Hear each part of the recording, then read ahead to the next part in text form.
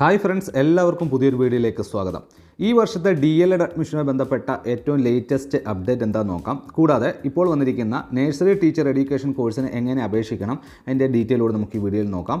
ആദ്യം തന്നെ DLED അഡ്മിഷനുമായി ബന്ധപ്പെട്ട് നമ്മളിപ്പോൾ ചെക്ക് ചെയ്യുമ്പോൾ അറിയാൻ സാധിക്കുന്നത് ഇതുവരെ വിജ്ഞാപനം വന്നിട്ടില്ല. അപ്പോൾ ഏകദേശം ഈ ഒരു നഴ്സറി ടീച്ചർ എഡ്യൂക്കേഷൻ ട്രെയിനിങ്ങിൻ്റെ വിജ്ഞാപനം വന്നതിന് ശേഷം തുടർന്ന് 1-2 ആഴ്ചയ്ക്കുള്ളിൽ തന്നെ DLEDൻ്റെ വിജ്ഞാപനം വരുമെന്നാണ് നമുക്ക് അറിയാൻ സാധിക്കുന്നത്.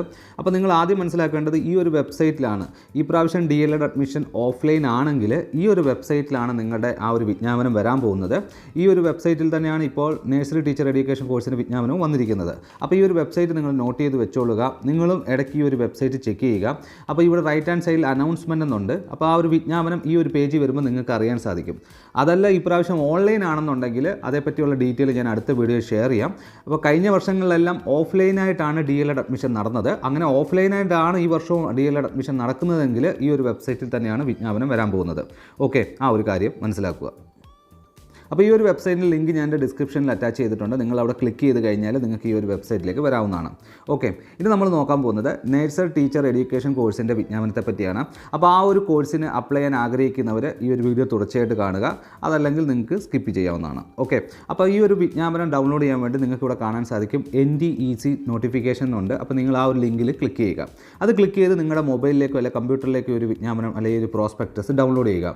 കാരണം ഈ പ്രോസ്പെക്ടസിലെ 7-8 ആണ് നിങ്ങളുടെ ആപ്ലിക്കേഷൻ ഫോം. നിങ്ങൾ ആ 2 പേജാണ് ഫില്ല് ചെയ്ത് നിങ്ങൾ ഏത് കോളേജിലാണോ അഡ്മിഷൻ എടുക്കാൻ ആഗ്രഹിക്കുന്നത് ആ കോളേജിലേക്ക് അയച്ചു കൊടുക്കേണ്ടത്. ഓക്കെ, അങ്ങനെ നമ്മൾ പ്രോസ്പെക്ടസ് ഓപ്പൺ ചെയ്ത് ഇങ്ങനെ കാണാൻ സാധിക്കും നഴ്സറി ടീച്ചർ എഡ്യൂക്കേഷൻ കോഴ്സ് 2025-27 വിജ്ഞാപനം ഒന്ന് കാണാൻ സാധിക്കും. അപ്പോൾ ഇതിലെല്ലാ ഡീറ്റെയിലും വളരെ ക്ലിയർ ആയിട്ട് കൊടുത്തിട്ടുണ്ട്. നിങ്ങൾ ആ ഒരു വിജ്ഞാപനം പൂർണ്ണമായിട്ട് വായിക്കുക. അതായത് +2 ആണ് ക്വാളിഫിക്കേഷൻ. 45% മാർക്ക് ഉള്ള എല്ലാവർക്കും ഈ ഒരു കോഴ്സിലേക്ക് അപ്ലൈ ചെയ്യാവുന്നതാണ്. അപ്പോൾ ഈ ഒരു കോഴ്സ് നടത്തുന്നത് ഗവൺമെൻറ് ആണ്. കേരള ഗവൺമെൻറ്റിൻ്റെ കീഴിലാണ് ഈ കോഴ്സ് വരുന്നത്.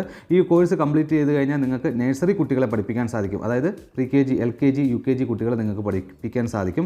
2 വർഷമാണ് ഈ കോഴ്സിൻ്റെ കാലാവധി. ഇതിലേക്ക് അപ്ലൈ ചെയ്യാനുള്ള ഏജ് എന്ന് പറയുന്നത് 17 വയസ്സ് മുതൽ 33 വയസ്സ് വരെയാണ് ജനറൽ കാറ്റഗറിയിൽ. ഇനി SC/ST കുട്ടികൾക്ക് 17 വയസ്സ് മുതൽ 38 വയസ്സ് വരെ അപ്ലൈ ചെയ്യാം. OBC കുട്ടികൾക്ക് 36 വയസ്സ് വരെ ഉള്ളവർക്ക് അപ്ലൈ ചെയ്യാവുന്നതാണ്. ഓക്കെ, അപ്പോൾ ഞാൻ ഓൾറെഡി പറഞ്ഞു ഇത് ഓഫ്ലൈനായിട്ടാണ് അപേക്ഷ സമർപ്പിക്കേണ്ടത്. നിങ്ങൾ ഓഫ്ലൈനായിട്ട് ഈ 7-8 എന്നുള്ള ആ 2 പേജ് പ്രിൻ്റ് എടുത്തിട്ട് അത് ഫില്ല് ചെയ്തിട്ട് നിങ്ങൾ ഏത് കോളേജിലാണോ അഡ്മിഷൻ എടുക്കാൻ ആഗ്രഹിക്കുന്നത് ആ കോളേജിലേക്ക് അയച്ചു കൊടുക്കണം. ഓക്കെ, അപ്പോൾ നിങ്ങൾക്ക് കോളേജിലേക്ക് നേരിട്ട് കൊണ്ടു കൊടുക്കുകയോ അല്ലെങ്കിൽ പോസ്റ്റലായിട്ട് അയക്കുകയോ ചെയ്യാം. അപ്പോൾ നിങ്ങൾ ഗവൺമെൻറ് കോളേജിലേക്കാണ് അപേക്ഷ സമർപ്പിക്കുന്നതെങ്കിൽ നിങ്ങൾക്ക് യാതൊരു ഫീസും ഇല്ല.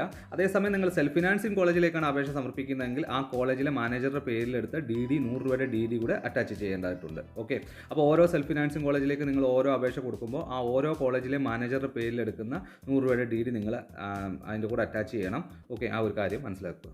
ഗവൺമെൻറ് 3 കോളേജുകളാണുള്ളത്, 9 സെൽഫ് ഫിനാൻസിങ് കോളേജുകളാണുള്ളത്.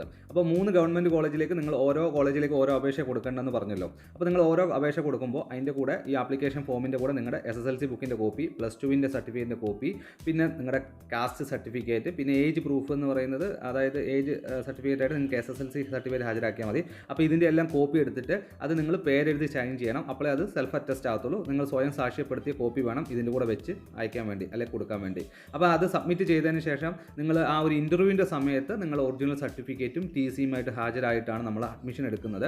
അപ്പോൾ ആ ഒരു സമയത്ത് മാത്രം നിങ്ങൾ TC ഒക്കെ ഹാജരാക്കിയാൽ മതി, ഒറിജിനലൊക്കെ ഹാജരാക്കിയാൽ മതി. ഇപ്പോൾ അപേക്ഷ സമർപ്പിക്കുമ്പോൾ കോപ്പി മാത്രം സമർപ്പിച്ചാൽ മതി. ഓക്കെ, അപ്പോൾ നമുക്കിങ്ങനെ അപേക്ഷ സമർപ്പിക്കാൻ തന്നിരിക്കുന്ന അവസാന തീയതി എന്ന് പറയുന്നത് ജൂലൈ 1 ആണ്.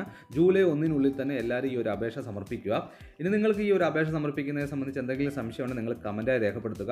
അപ്പോൾ ഇതുപോലുള്ള അപ്ഡേഷൻ നിങ്ങൾക്ക് ലഭിക്കാൻ വേണ്ടി നിങ്ങൾ ചാനലൊന്ന് സബ്സ്ക്രൈബ് ചെയ്ത് വെച്ചേക്കുക.